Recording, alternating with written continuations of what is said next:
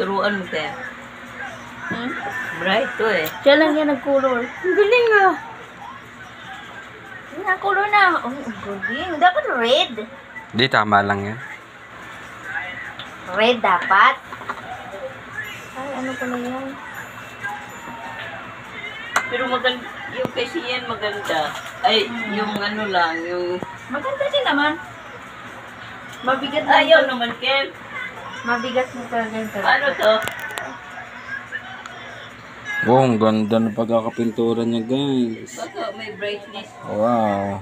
Walang brightness to? Ano na yan?